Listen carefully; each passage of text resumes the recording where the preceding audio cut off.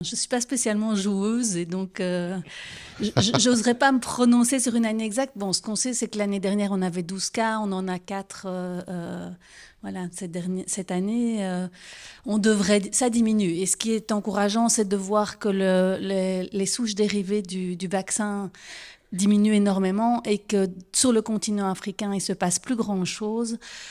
Ça, c'est extrêmement rassurant. Donc, moi, j'ai quand même l'impression que pour 2026, si on n'a pas une catastrophe au Pakistan, en Afghanistan, d'un point de vue conflit, d'un point de vue aussi catastrophe naturelle, on devrait pouvoir quand même arriver à éradiquer pour 2026 comme prévu.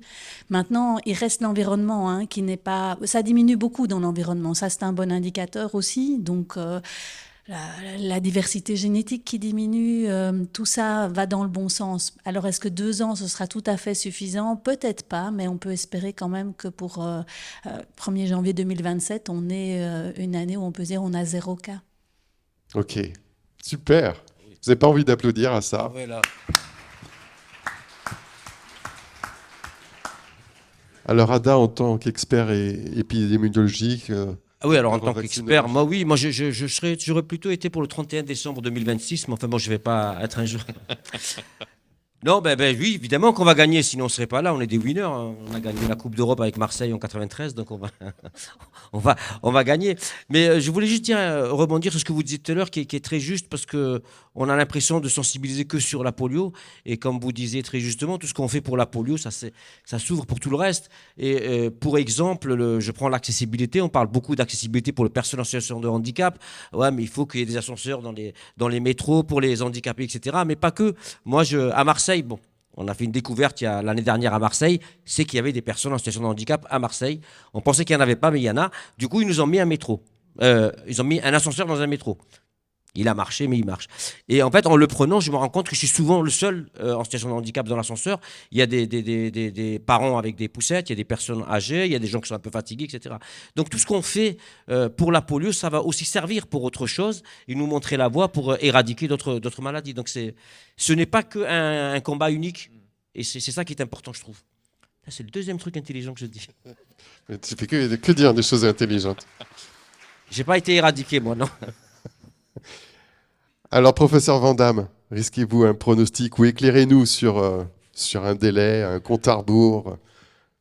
Moi, je pense que, comme on dit en africain, polé polé, on ira étape par étape, step by step.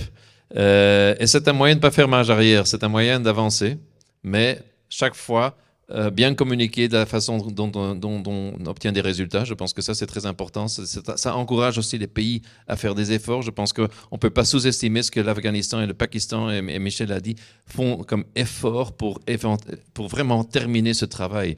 Et je pense que ça doit être rendu connu.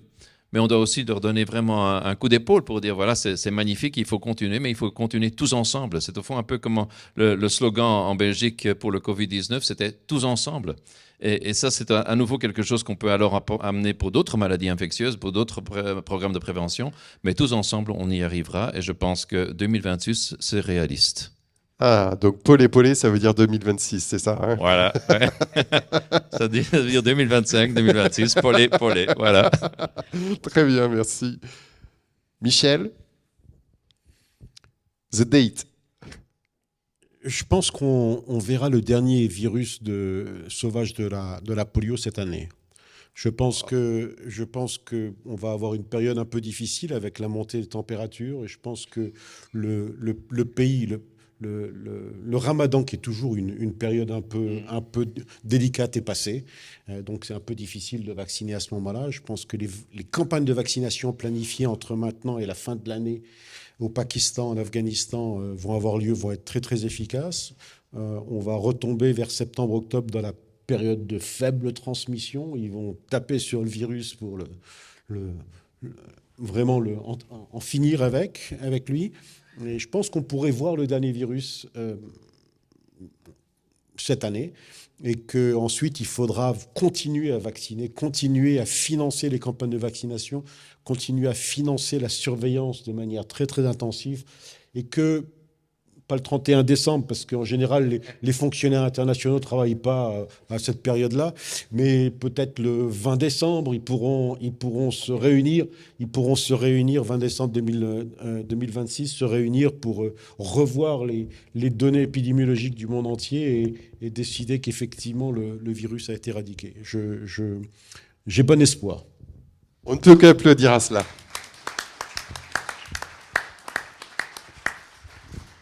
Et on pourra donc, si Alain a réussi à organiser son sommet européen, on pourra faire le point l'année prochaine à Bruxelles et déclarer avec le continent africain les résultats qu'on a obtenus. Ok. Donc plus que jamais, on est rentré dans le Money Time. C'est parfois pas le plus facile à faire.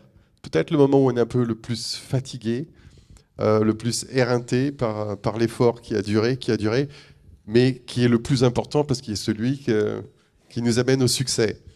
Et l'échéance est très courte, mes amis, sur ce que vous nous présentez. Donc c'est très enthousiasmant, je pense, pour les Rotariens que nous sommes, à poursuivre les actions que nous menons, les levées de fonds que nous faisons pour financer justement tous ces programmes de prévention, de vaccination et d'éradication.